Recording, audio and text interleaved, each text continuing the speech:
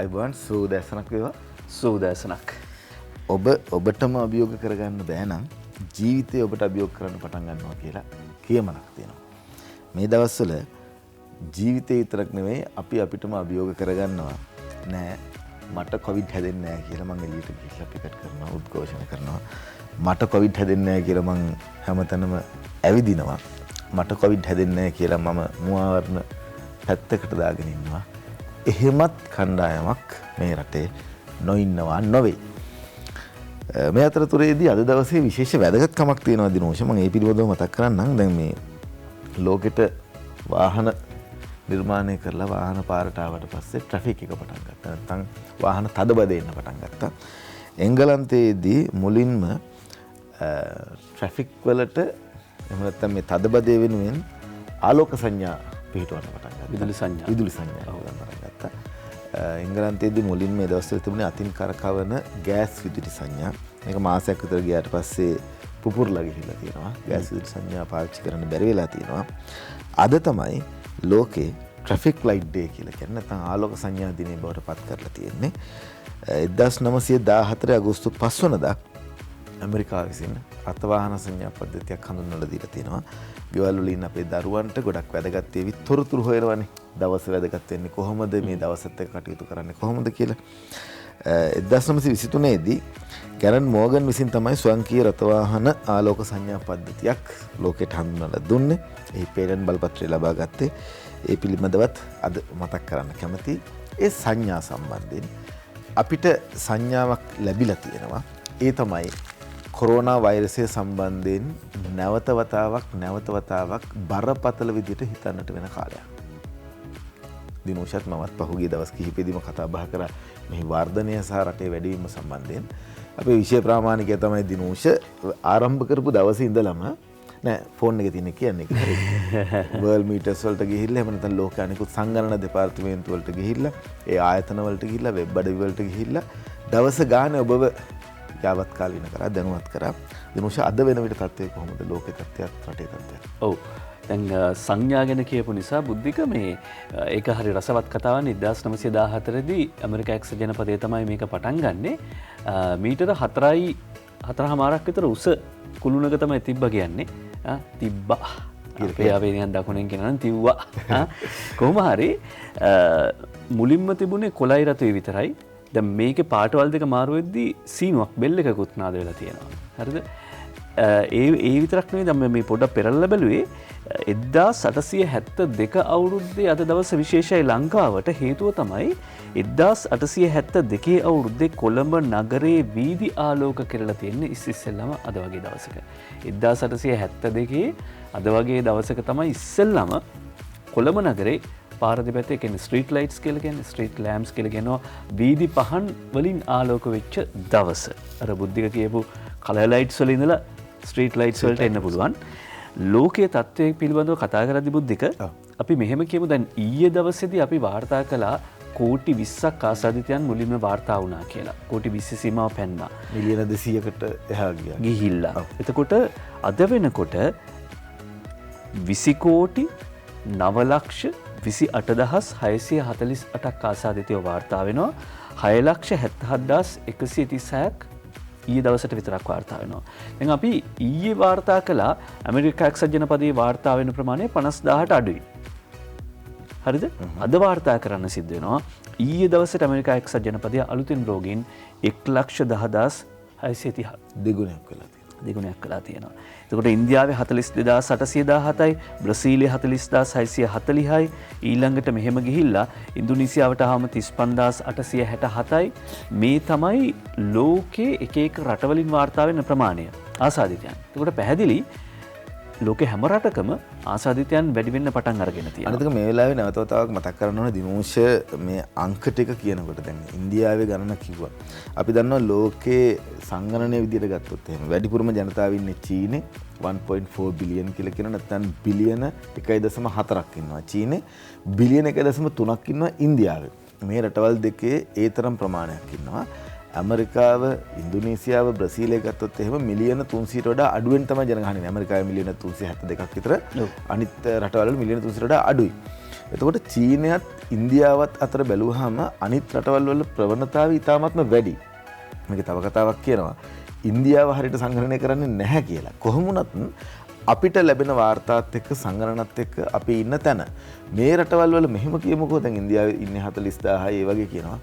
අපේ රටේ සාමාන්‍යයෙන් 2000 3000 කියන එක ලේසි පහසු කාරණාවක් නෙවෙයිද? නෙවෙයි. හේතුව වෙන්නේ බුද්ධික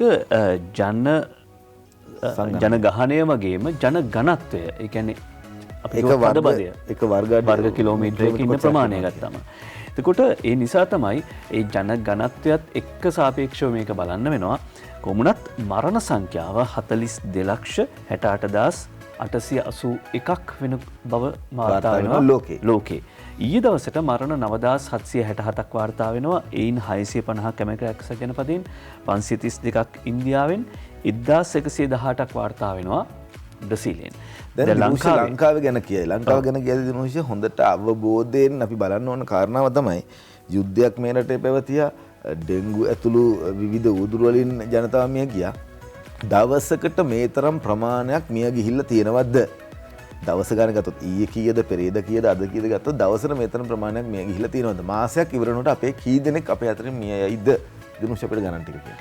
ඔව් බුද්ධික ඊයේ දවස තමයි ලංකාවේ වැඩිපුරම මරණ වාර්තා වෙච්ච දවස. මරණ 82ක් වාර්තා වෙනවා. දෛනිකව මරණ එක දවසට මරණ 82ක් මීට කලින් වාර්තා වෙලා නැහැ.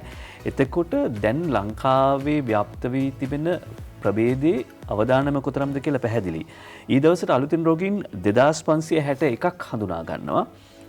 3,18,775ක් සමස්ස ආසාදිතයන් වාර්තා වෙද්දී 2,84,524ක් සුව වෙලා ගෙදර ගිහිල්ලා තියෙනවා. 29,586 දෙනෙක් රෝහල් හෝ අතරමැදි ප්‍රතිකාර මධ්‍යස්ථානවල ප්‍රතිකාර ලබනවා.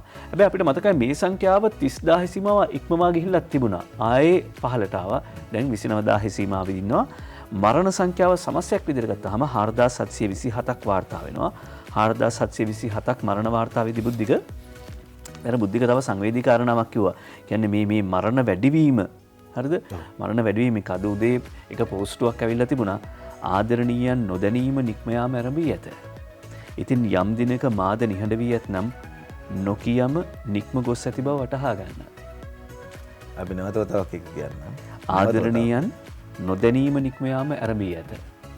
ඉතින් යම් දිනක මාද නිහඬ වී ඇතනම් නොකියාම නික්ම ගොස් ඇති බව වටහා ගන්න. අපි සූදානම් ප්‍රධාන පුවත්පත්වල මුල් පුවත් නරඹන්න.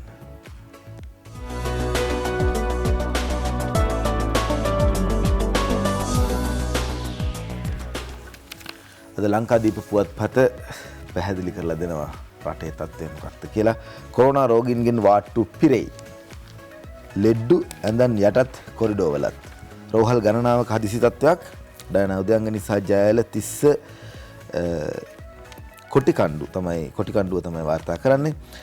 කොවිඩ් රෝගීන්ගේ සංඛ්‍යාව ඉහළ යාම නිසා රත්නපුරය සහ කරාපිටිය ශික්ෂණ රෝහල් ඇතුළු රෝහල් කිහිපයක හදිසි තත්ත්වයක් ප්‍රකාශ කර ඇත කියලා අද මුල් පුවත වාර්තා කරනවා ලංකාදීප පුවත්පත. සෞඛ්‍ය අමාත්‍යාංශයේ මාධ්‍ය ප්‍රකාශක නියෝජ්‍ය සෞඛ්‍ය අධ්‍යක්ෂ සේවා ජෙනරාල් විශේෂඥ වෛද්‍ය හේමන්ත හේරත් මහතා ප්‍රකාශ කරලා තියෙනවා. තවත් රෝහල් වල ගැටලුකාරී තත්ත්වයන් පවතින බවත් එම රෝහල් වල නිල වශයෙන් නිවේදනය නොකලත් අවශ්‍යතාවය මත ගත යුතු පියවර ගන්නවා කියලා සඳහන් කරලා තියෙනවා. ඔන්න දැන් නැවත වතාවක් රටට හඬගා කියන්න වෙලා තියෙනවා. පොඩ්ඩක් පටිතද කරගත්ත කාලයක් තිස්සේ නමුත් දැන් පටි බුරුල් වෙලා හිතන පතන දේවල් ටික නැති වෙලා සාමාන්‍ය විදිහට ජීවත් වෙන්න පටන් ගත්තා. නැවත වතාවක් විශේෂයෙන් මතක් කරන්න ඕන ඩෙල්ටා ප්‍රභේදය දිගින් දිගටම දිනුෂ මීට කලින් අපිට මතක් කරලා දුන්නා දෙගුණයක වේගයෙන් දෙගුණයක් බලයක් තියෙනවා. එතකොට මෙන්න මේ කාරණාවත් එක්ක අපි ලංකාදීප පුවත්පතේ මුල් පුවතට ගියේ. රාගම කළුබෝවිල කරාපිටිය ජපුර රත්නපුර කෑගල්ල මේ වගේ රෝහල් වල කොරෝනා රෝගීන්ගෙන් රෝහල් උතුරා යයි කියලා අද මවබිම් පුවත්පත වාර්තා කරනවා. රෝහල් කිහිපයක දැඩි ආපදා තත්ත්වයක්. හැබැයි මොකක්ද මේ දැඩි ආපදා තත්ත්වයක් කියන එක අද මව්බිම් පුවත්පත් තවදුරටත් වාර්තා කරනවා. කොවිඩ් ආසාදිතයන්ගේ සංඛ්‍යාව හිටිගමන් ඉහළ යාමෙන් ප්‍රධාන පෙළේ රෝහල් කිහිපයක ධාරිතාව ඔරොත්තු නොදෙන තත්ත්වයක් නිර්මාණය වීම නිසා එම රෝහල්වල හදිසි ආපදා තත්ත්වයක් ප්‍රකාශයට පත් කර තිබෙනවා. බොහෝ රෝහල්වල කොවිඩ් ආසාදිතයන් සඳහා පහසුකම් සැලසීමට නොහැකි තත්ත්වයක් පවතින අතර කොවිඩ් නියුමෝනියා තත්ත්වයට පත්ව සිටින රෝගීන් සඳහා ප්‍රමාණවත් දැඩි සත්කාර ඇඳන් නොමැති වීම නිසා කොවිඩ් මරණ සංඛ්‍යාව ඉහළ යාමේ ප්‍රවණතාවක් පෙන්නුම් කරන බව සඳහන් කර සිටිනවා. හැබැයි ගම්පහ දිස්ත්‍රික්කයේ තත්ත්වය ගත්තම ගම්පහ දිස්ත්‍රික්කයේ තියෙන එකම ශික්ෂණ රෝහල තමයි උතුරු කොළඹ රෝහල. ඒ කියන්නේ රාගන් රෝහල. වසරක පමණ කාලයක සිට මේ රෝහලට ඇතුළු වන කොවිඩ් ආසාදිතයන්ගේ වැඩිවීම නිසා රෝහලේ වාට්ටු 10ක් එම රෝගීන් වෙනුවෙන් වෙන් කළා. රෝහලේ අංක 26 30 වාට්ටු වෙන් කර තිබෙන්නේ දිනපතා එන කොවිඩ් 19 රෝගීන් වෙනුවෙන්. එම රෝහලට එන රෝගීන් කොටස් 3කට වෙන්කොට ඔවුන් ඇන්ටිජන් පරීක්ෂණයකට භාජනය කර ඉතා සුළු අසනීප තත්ත්වයක් ඇති අය නිවෙස් තුළ නිරෝධායන වීමට යවනවා.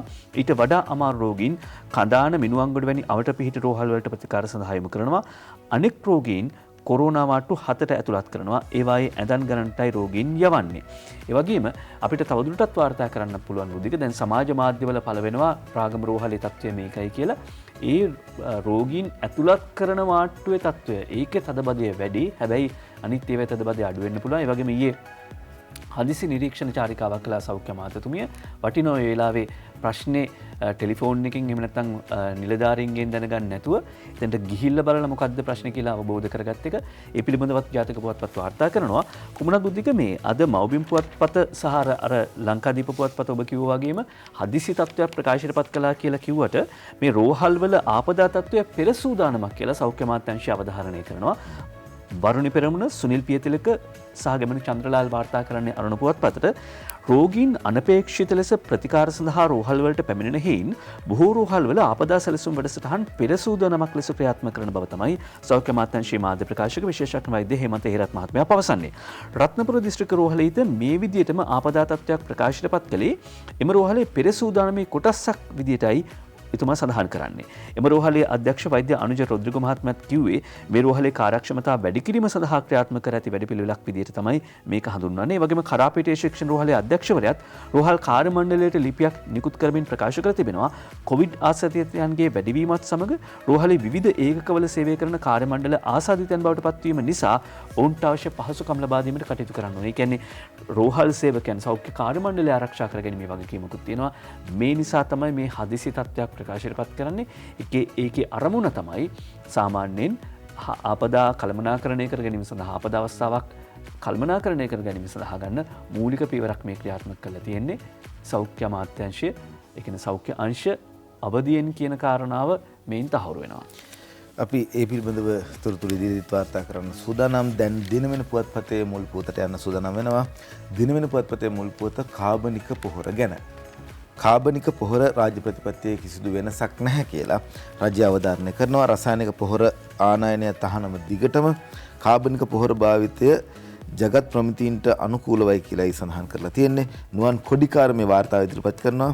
දේශීය කර්මාන්තය සඳහා කෘෂි කර්මාන්තය වෙනුවෙන් කාබනික පොහොර පමණක් භාවිතා කළ යුතු බව ජනාධිපති ගෝඨාභය රාජපක්ෂ මහතා විසින් ගන්නා ලද ප්‍රතිපත්තිමය තීන්දුවේ කිසිදු වෙනස්කමක් සිදු කොට නැතයි රජය අවධාරණය කරයි කියලා සඳහන් කරනවා. ඒත් එක්කම සඳහන් කරනවා කෘෂිකර්ම දෙපාර්තමේන්තුව, උද්භිද උද්‍යාන දෙපාර්තමේන්තුව සහ අදාළ අනෙකුත් රාජ්‍ය ආයතන විසින් කරන ලද සංගණනයන්ට අනුව එම ආයතනවල ඍජු අධීක්ෂණය යටතේ මාස 6ක කාලයක් සඳහා නිකුත් කරන ලද බලපත්‍ර මගින් හරිතාගාර තුල ග්‍රීන් හවුස් කියලා අපි කතා කරන්නේ හරිතාගාර සංරක්ෂිත කෘෂිකර්ම කටයුතු සඳහා ලියාපදිංචි ආයතන වෙත ජල පෝෂක වගා සහ වායු පෝෂක වගා වෙත විශේෂයෙන්ම ශුද්ධ පෝෂක ආනයනයට අවසර ලබා දීලා තියෙනවා කියලා මෙහිදී වාර්තා කරනවා. කෘෂිකර්ම ඇමතිවරයා 2021 මැයි මාස 31 වනදා ඇමති මණ්ඩලයට ඉදිරිපත් කරන ලද ස්වභාවික khනිජ හා කීලයට අංශු මාත්‍ර ශාක පෝෂණ යොදා ගැනීමෙන් සකසූ ශාක පෝෂණ ආනයනය කිරීමට යෝජනාව ඇමති මණ්ඩලය විසින් අනුමැතිය දීලා තියෙනවා කියලා කියනවා. මේක මාස 6ක කාල සීමාවක් සඳහා මේ අනුමැතිය ලබා දීලා තියෙන්නේ සහ කාබනික පොහොර ප්‍රතිපත්තියේ රාජ්‍ය ප්‍රතිපත්තිය කිසිදු වෙනසක් සිදු කරලා නැහැ කියන කාරණාව අද දිනමින වාර්තා කරලා තියෙනවා මුල් පුවතට. අද අරුණ පුවත්පත ප්‍රධාන සිරස්තලයේ හැටියට වාර්තා කරන්නේ ඔය පුවතමයි.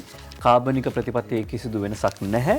රසායනික පොහොර තහනම එලෙසමයි. ප්‍රජාවධාරණය කරයි අරුණ පුවත්පතේ ප්‍රධාන සිරස්තලය ඒ.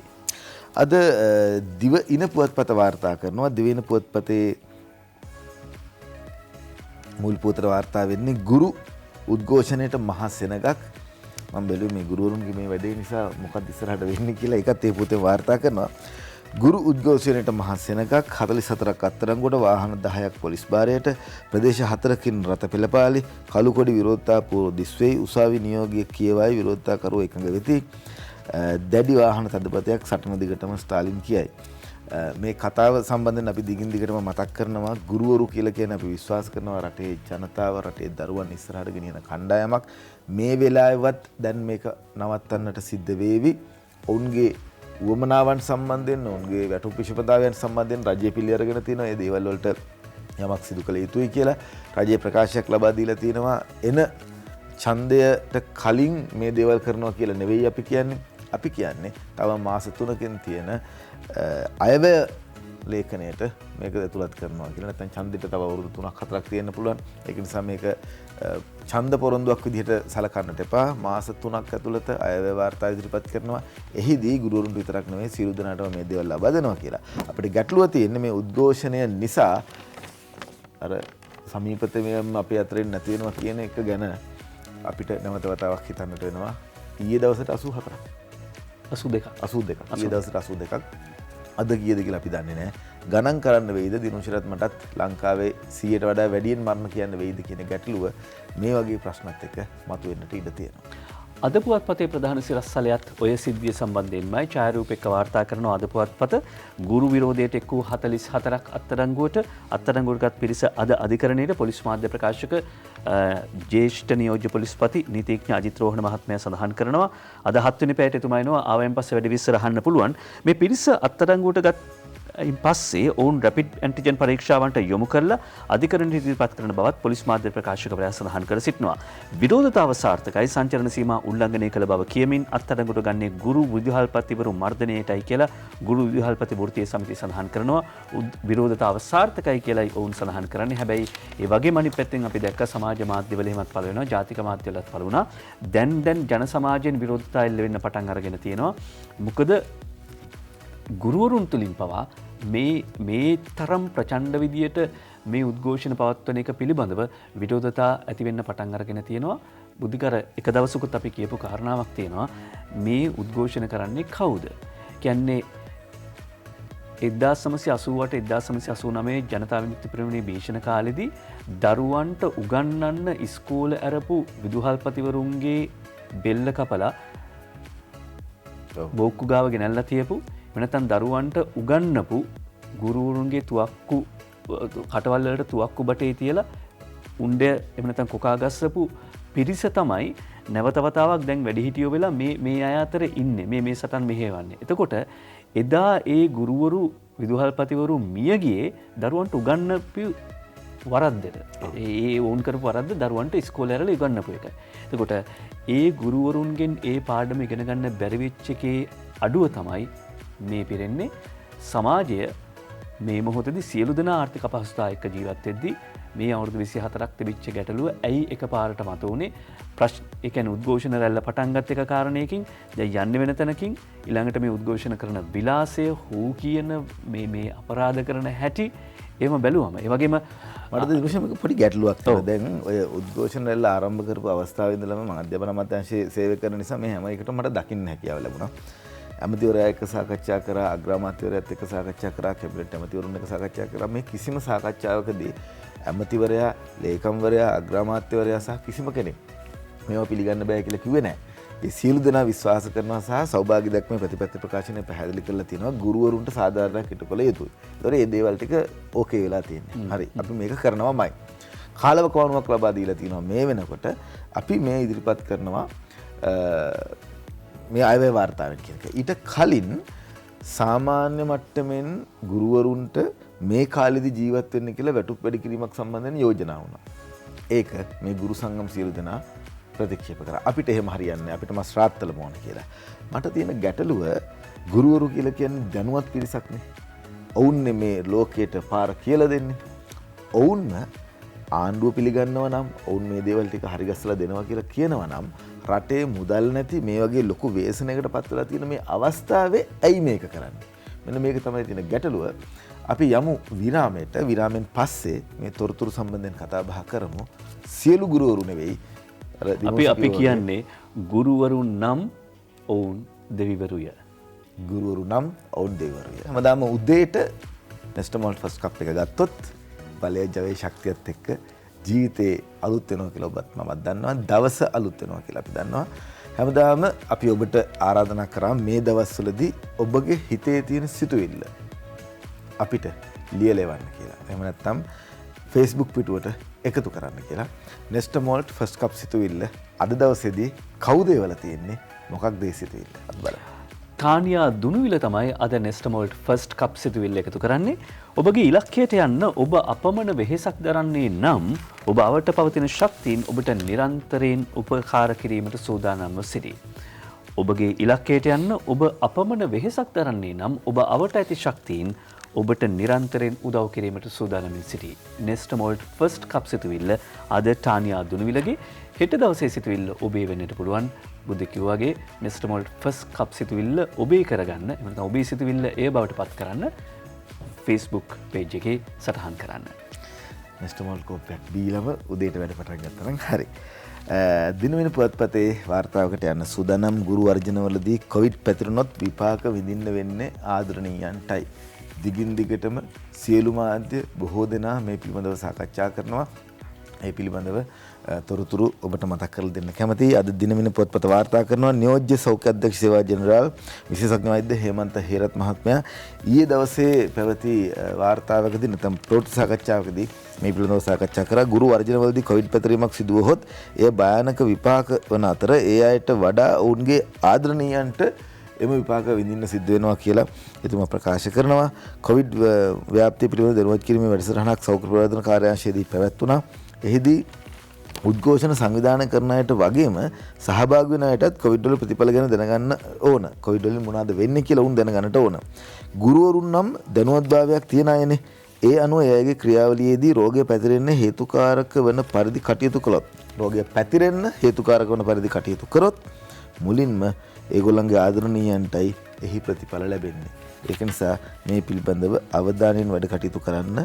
නමුත් අපිට කියන්නට බෑ ඒගොල්ලන්ගේ උද්ඝෝෂණ කිරීමේ අයිතිය නවත්තන්න කියලා. එහෙම දෙයක් ගැන නෙවෙයි මේ සෞඛ්‍යාංශ කියන්නේ. නමුත් මතක තියාගන්නට ඕන තමන්ගේ ආදරණීයන්ට තමයි මේ වඩා බලපෑම තියෙන්නේ. වයසක උදවිය ගෙදරට ඉන්නට පුළුවන්. අවුරුදු 50ට 60ට වඩා වැඩි අය නිවස්වල ඉන්නට පුළුවන්. ගුරුවරු එළියට ගිහිල්ලා ගුරුවරු හෝ වේවා වෙනම ඕනම කෙනෙකුට මේ ප්‍රශ්නය අදාළයි.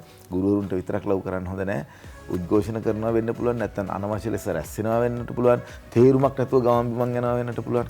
මෙහිදී රිස්ක් එක කියන එක, අවදානම කියන එක අති වැදගත් කියන කතාව තමයි ඊයේ සෞඛ්‍යාංශ පෙන්වා දෙන්නේ. ඒ අතර ඊයේ ජනාධිපති ලේකම් කාර්යාලය ඉස්සරහ තිබිච්ච උද්ඝෝෂණයෙන් පස්සේ මහින්ද ජයසිංහ මහත්මයා කියනවා අපිට කොරෝනා පොකුර පෙන්නලා අපිව බය කරන්න ලෑස්ති වෙන්න එපා කියලා. හැබැයි රවි කුමුදේශ් කියලා කියන්නේත් සෞඛ්‍ය වෘත්තිකයන්ගේ විද්වත් සංගමය. ඔහුත් මේ උද්ඝෝෂණවලදී මූලික අධීරයේදී එකට හිටියා. දැන් ඔවුනුත් කියනවා ගුරු විදුහල්පති උද්ඝෝෂණය සමග කොවිඩ් ව්‍යාප්තියේ තරම තව සති දෙක තුනකින් වාර්තා වේවි. කොවිඩ් ව්‍යාප්තියේ තරම තව සති දෙක තුනකින් වාර්තා වේවි මේ ගුරු විදුහල්පති උද්ඝෝෂණ සමග කියා. නිර්මාණ ගුණරත්න ඔබිමට වාර්තා කරනවා සජිත් ප්‍රේමදාස විපක්ෂ නායකතුමා කියනවා කොරෝනා රෙගුලාසි ඉවත් කිරීමෙන් රට බරපතල අර්බුදයක අනතුරක තියෙන බව අද මව්බිම් පුවත්පත වාර්තා කරන්නේ නිර්මාණ ගුණරත්නගේ වාර්තාවක්. ඒ අනුව මේ කොරෝනා රෙගුලාසි ඉවත් කිරීම නිසා අවදානම් තත්වයක් තිබෙදී ආණ්ඩුව වගකීම් විරහිත ලෙස හැසිරෙන බවත් කොරෝනා රෙගුලාසි ඉවත් කිරීමෙන් මුළු රටම බරපතල අනතුරකට පත්වන බවත් විපක්ෂ නායක සජිත් ප්‍රේමදාස මහත්මයා සඳහන් කරනවා. අවදානම් තත්වයක් තිබෙදී ආණ්ඩුව වගකීම් විරහිතව හැසිරෙනවා කියලා විපක්ෂ නායකතුමා සඳහන් කරනවා. මව්බිම් පුවත්පතේ 10 වෙනි පිටුවේ තවදුරටත් වාර්තා කරනවා විපක්ෂ නායකතුමා කියනවා ජනබලයෙන් ජනතාවාදී ආණ්ඩුවක් පිහිටුවන දිනේ වැඩි ඈතක නැහැ කියලා. මෙහෙම කියන්නේ ආණ්ඩුව යටතේ කියන්නේ දීවරයන් වෙනුවෙන් නැත්නම් සජිත් ප්‍රේමදාස මහත්මයා මීගමුවේ පැවති උද්ඝෝෂණයකට සහභාගී වෙමින් තමයි කියන්නේ. එක පැත්තකින් කියනවා ආණ්ඩුව වගකීම් විරහිතයි කියලා. එහෙම කියලා උද්ඝෝෂණයක් සංවිධානය කරමින් උද්ඝෝෂණයක් අතරට ගිහිල්ලා සජිත් ප්‍රේමදාස මහත්මයා කියනවා මීගම ප්‍රදේශයේ උද්ඝෝෂණයකට සහභාගී වුන් අද රෝහල්වල කොවිඩ් ආසාදිතයන් පිළිලා දැඩි සත්කාරයකකේ ඇඳන්නේ රජයේ හැම සේවකයන්ටම සේවයට වාර්තා කරන ලෙස ආණ්ඩුව බල කරනවා. ආණ්ඩුව කියනවා ගර්භණී මව්වරුන් උනත් කමක් නැහැ රාජ්‍ය සේවයේ නම් වැඩට එන්න කියලා. එහෙම කියද්දී අනික් පැත්තෙන් කියනවා රෙගුලාසි ලිහිල් කළ රට අනතුරේ අවදානමේ කියලා උද්ඝෝෂණයකට ගිහිල්ලා එතුමා කියනවා මේ විදියට අපේ ආණ්ඩුවකින් පොදු ජන ප්‍රශ්න වලට කඩිනම් විසඳුම් දෙනවා කොවිඩ් අවදානම පහව ගොස් නැහැ රෝහල් පෙරී ඉතිරි යනවා කියලා උද්ඝෝෂණයක නිරත වන අතරතුරේදී එතුමා කියනවා.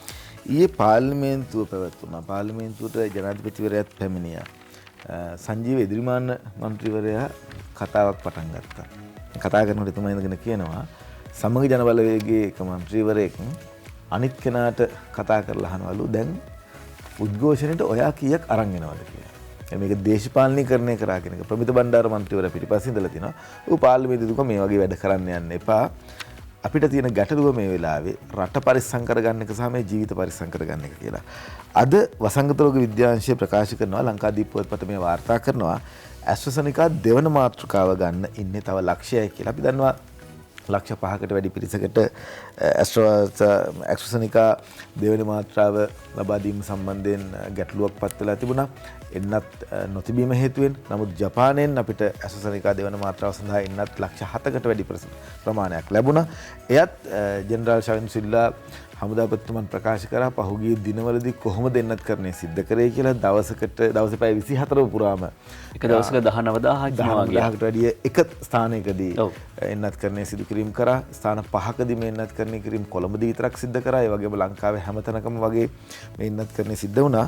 අද ලංකාදීප පුවත්පත වාර්තා කරනවා ඇස්ට්‍රසෙනිකා දෙවන මාත්‍රාව ගන්න ඉන්නේ තව ලක්ෂයයි. රංජන් කස්තුරි මේ වාර්තාව ඉදිරිපත් කරන්නේ. ඇස්ට්‍රසෙනිකා කොවිෂීල්ඩ් එන්නත් මාත්‍රාවේ පළමු මාත්‍රාව 9,73,732ක් ලබාගෙන තියෙනවා. දෙවන මාත්‍රාව ලබා දීමට ප්‍රමාද වෙලා තිබුණා. පළවෙනිදා සිට එම එන්නත් වර්ගයේම දෙවන මාත්‍රාව ලබා දීම මුල් දින 3ේදී 3,70,771 දෙනෙකුට ලබා දීලා තියෙනවා. තව ලක්ෂයකට විතරයි මේ වෙනකොට ලබා දීමට තියෙන්නේ කියලා රංජන් කස්තුරි වාර්තා කරනවා ලංකාදීප පුවත්පතට. ඒ අතරේ මං හිතන්නේ සෞඛ්‍ය අමාත්‍යතුමියගේ සංචාරය ගැනත් හදිස්සි නිරීක්ෂණ චාරිකාව ගැනත් ලංකාදීපේ වාර්තා කරනවා. රාගම රෝහලේ තවත් වාට්ටු කිහිපයක් කොරෝනා වලට කියලා රාගම රෝහලේ වාට්ටු කොහොමද බෙදලා තියෙන්නේ සහ රාගම රෝහල නැත්නම් උතුරු කොළඹ රෝහල සම්බන්ධයෙන් දිනුෂ මුලින් කතා බහ කරා.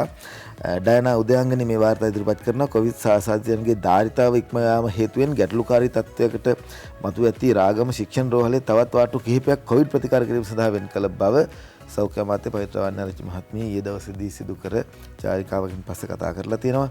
පවිත්‍ර වර්ණාරච්චි මහත්මිය රාගම ශික්ෂණ රෝහලට පැමිණ එහි කොවිඩ් ප්‍රතිකාර කටයුතු නිරීක්ෂණය කරපු අයුරු ඡායාරූපයකුත් පළ කරලා තියෙනවා. අද ලංකාදීප පුවත්පත. බරුණි පෙරමුණ මේ අතරේ අරුණ පුවත්පතට වාර්තා කරනවා රෝහල් වලට එන රෝගීන් සංඛ්‍යාව එහෙම නැත්නම් රෝහල් වලට එන රෝගීන් ප්‍රමාණය වැඩි වුණා වුණත් රෝගීන් ආපහු හරවා යවන්නේ නැහැ කියලා විශේෂඥ වෛද්‍ය එවැගේම සෞඛ්‍ය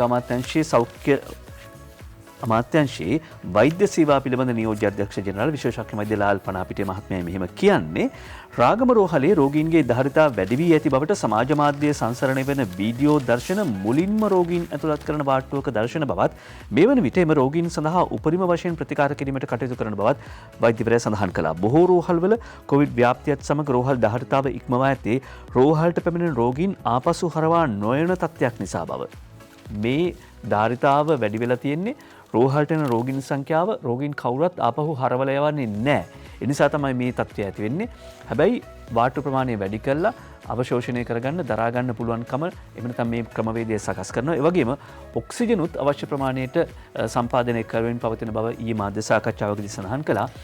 බුද්ධික අතරේ ආචාර්ය චන්දම ජීවන්දර මහත්මයා කියනවා නිදර්ශන වික්‍රමසිංහ වාර්තා කරනවා මේ ප්‍රකාශය අද පුවත්පතට වර්තමාන කොවිඩ් ආසාදිතයන් වැඩි පිරිසකට ඇත්තේ ඩෙල්ටා ප්‍රභේදයයි කියලා. අපි ජාන විශ්ලේෂණ පරීක්ෂණයක් ආරම්භ කර තිබෙනවා ශ්‍රී ලංකාව පුරා පැතිරුණු COVID-19 රෝගී සම්බන්ධයෙන් මොන ප්‍රභේදයේද හේතුකාරක වුණේ කියලා. ඒ අනුව මේ වන විට දිවයින පුරා සෑම ප්‍රදේශයකින්ම නියැදි අපට ලැබිලා තියෙනවා. නියැදි 94ක් යොදාගෙන කරන මූලික පරීක්ෂණ වාර්තාව සෙනසුරාදා වන විට සෞඛ්‍ය අමාත්‍යාංශයට ලබා දෙන්න අපි බලාපොරොත්තු වෙනවා. මේ වන විට COVID රෝගීන් වැඩි ප්‍රමාණයකට හේතුකාරක වී ඇත්තේ ඩෙල්ටා වෛරස් ප්‍රභේදය වන බවට එමගින් අනාවරණ වී තිබෙනවා කියලා ආචාර්ය චන්දිම ජීවන්දර මහත්මයා හෙළිදරව් කරනවා.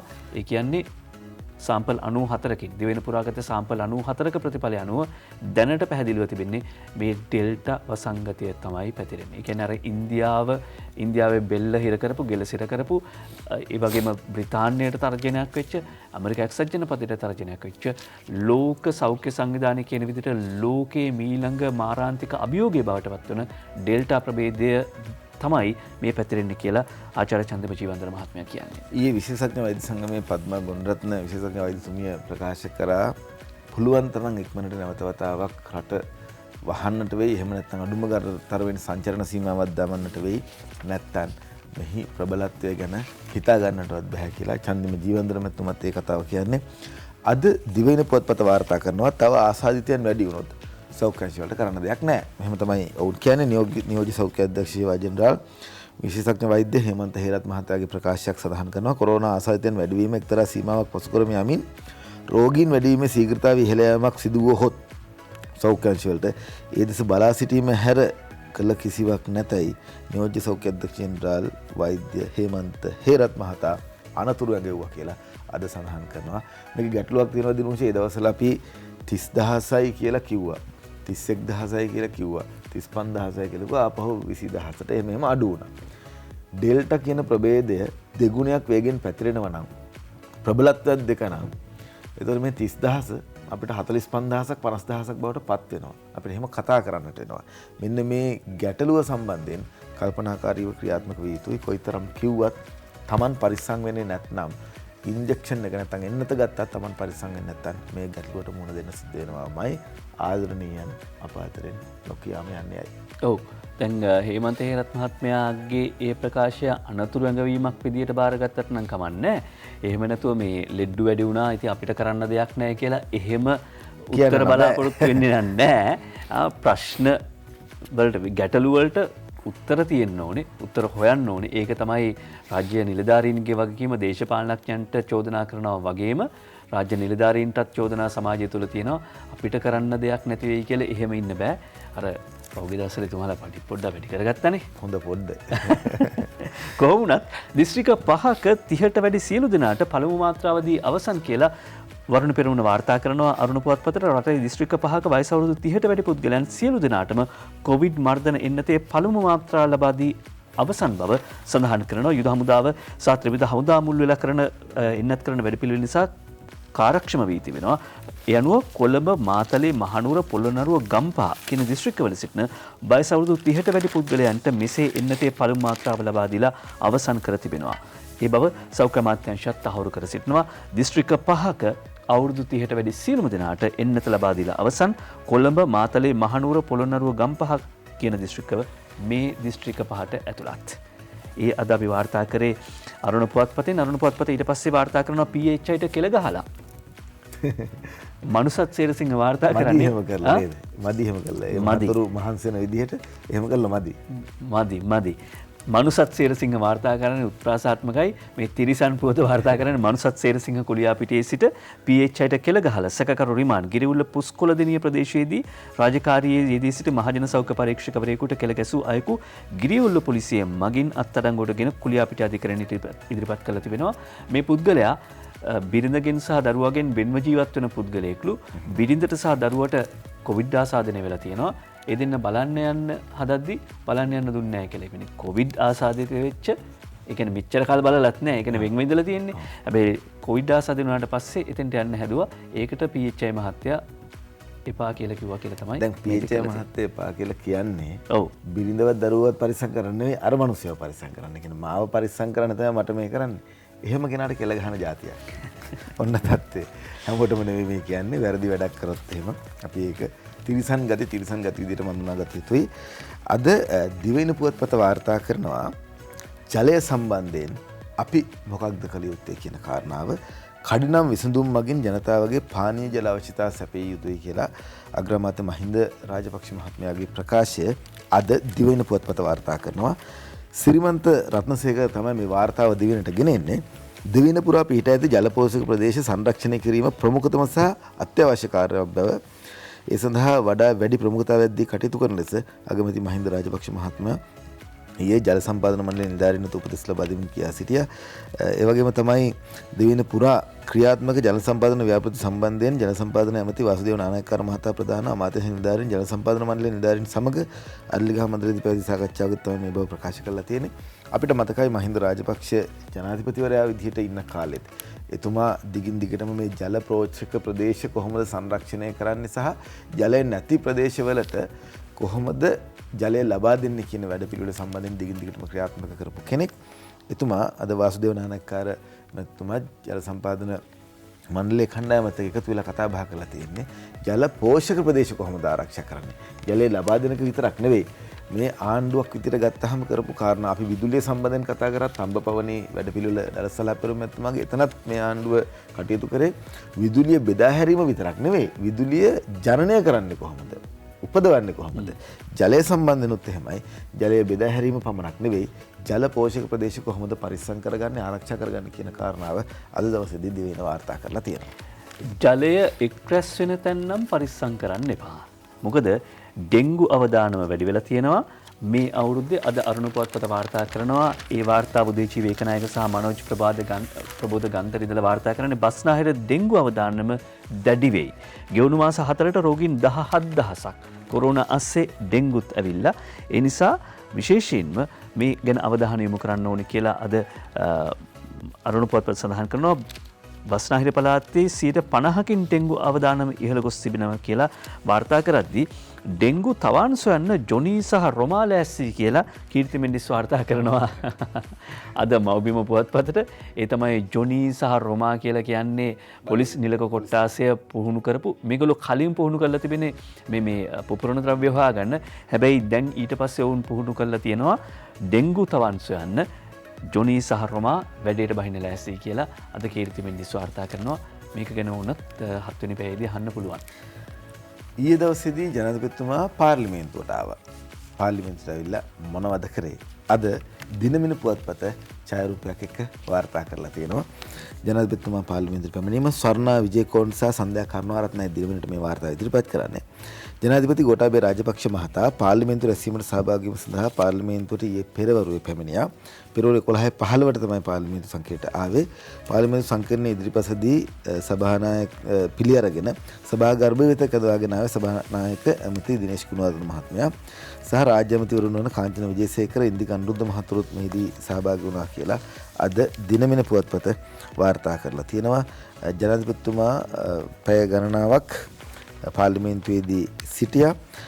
අගමැති මහින්ද රාජපක්ෂ මහතා පෙරටු කොටගෙන තවත් ඇමතුරු පිරිස සමග සභාගර්භයට ඇවිල්ලා ස්ථාවර නියෝග 22.7 යටතේ පාර්ලිමේන්තු මන්ත්‍රී අනුකුමාර දිසානායක මහතාගේ ප්‍රශ්නේ මතු කරමින් සිටි අවස්ථාවේදී තමයි පාර්ලිමේන්තුවට ඇවිල්ලා තියෙන්නේ. දවල් 12 විතර වෙනකම් පාර්ලිමේන්තුවේ ඉඳලා තියෙනවා.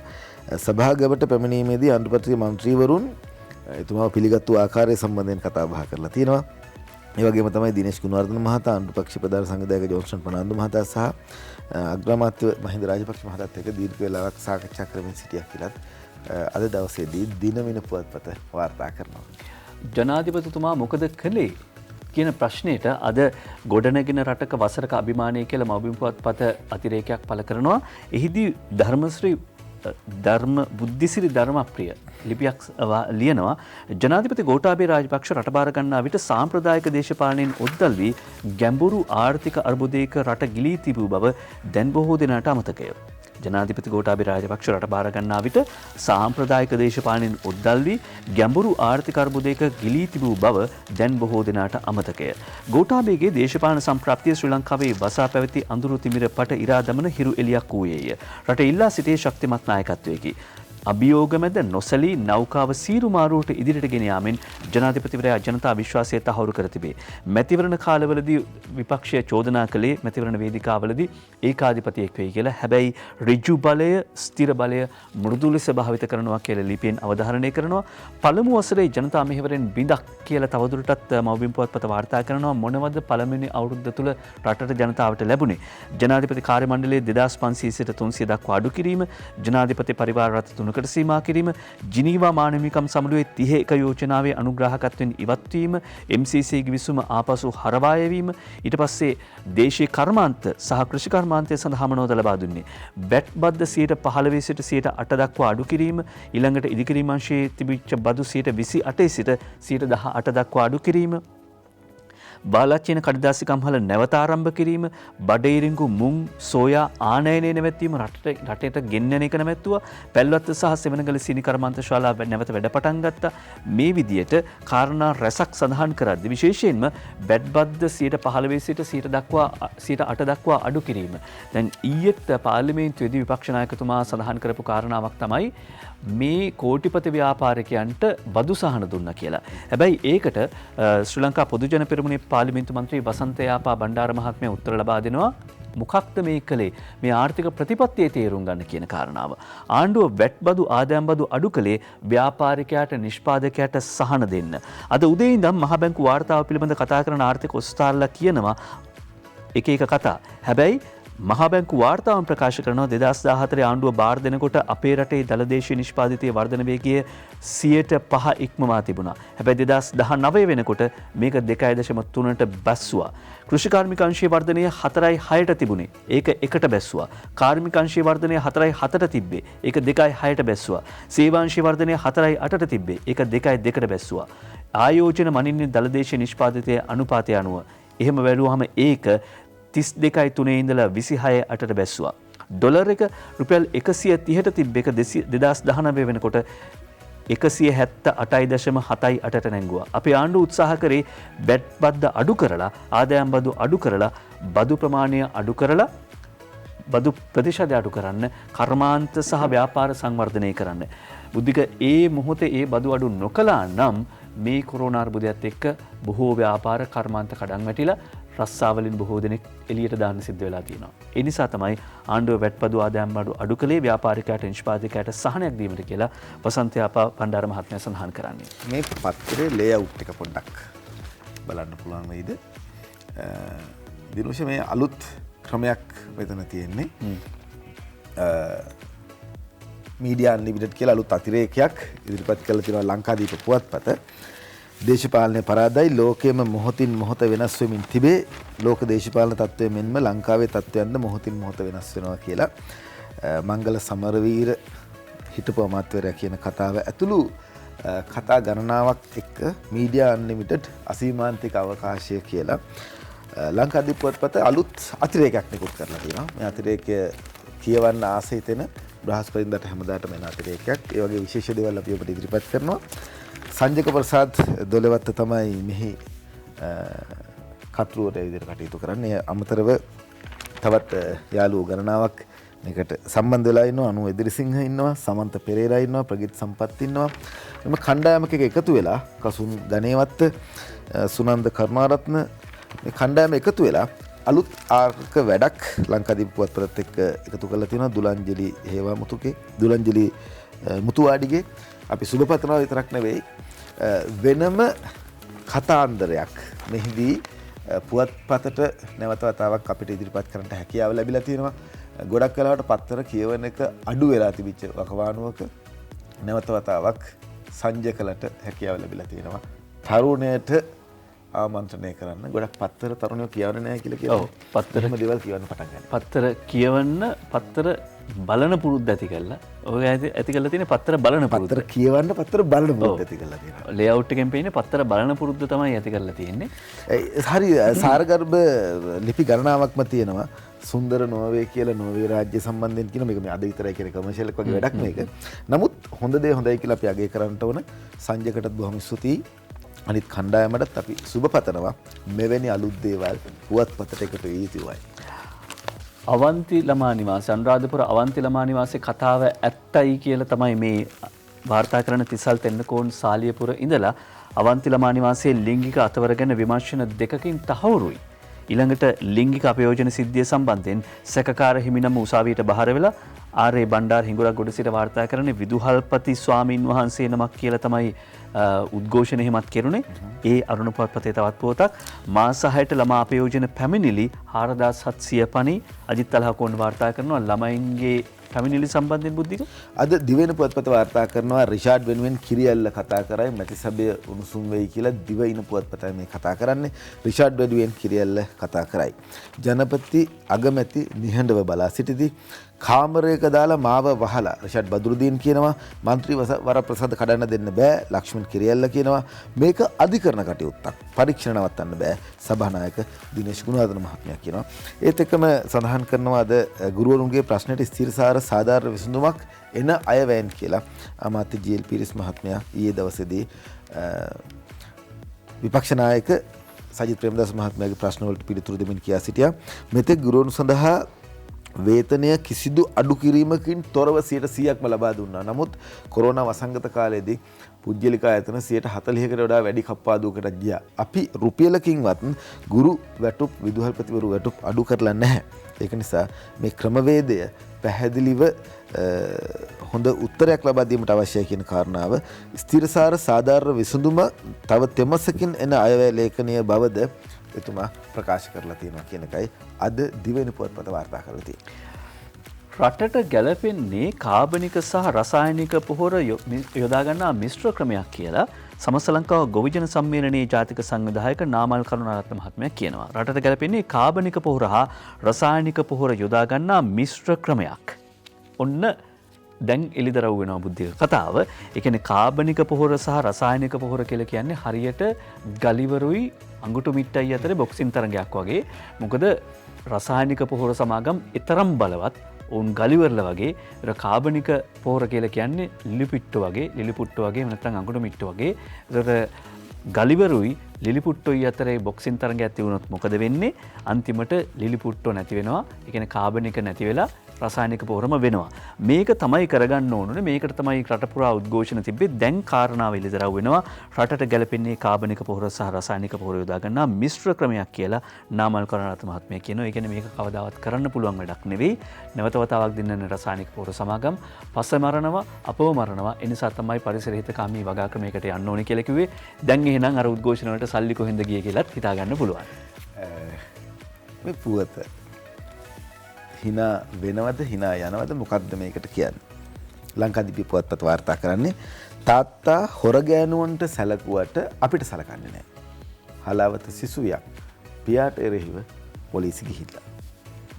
තමගේ පියා තමාට හා 11 වෙනි බාල සහෝදරයාට නිසි පරිදි නොසලකන බව පවසමින් හලාවත ප්‍රදේශයේ 17 වෙනි පාසල් සිසුවියක් තමට පියාට එරෙහිව පැමිණිල්ලක් ගොනු කරලා තියෙනවා. හලාවත පොලිසියේ කාන්තාවන් 5 දෙනෙකු සමග අනියම් සම්බන්ධතාවක් පවත්වන බවත් ඔවුන් වරින් වර නිවසට කැඳවාගෙන එන විට ඔවුන්ට හොඳට සංග්‍රහ කරන බවත් මටත් මල්ලිටත් සංග්‍රහ කරන්නේ නැහැ සලකන්නේ නැහැ කියලා තමයි මේ දුව ගිහිල්ලා පැමිණිලි කරලා තියෙන්නේ. එච්චරයි. මේවා ගැන කාටූන් අඳිනවද, කවි ලියනවද, ගීත ලියනවද? බුදු තාත්තේ බොන්න එපා කියලා නම් ගීත ලියුණා. તો මේවා ගැන කොහොමද ලියන්නේ? අපි කාටූන් බලමු. විරාමයක් ලබමු.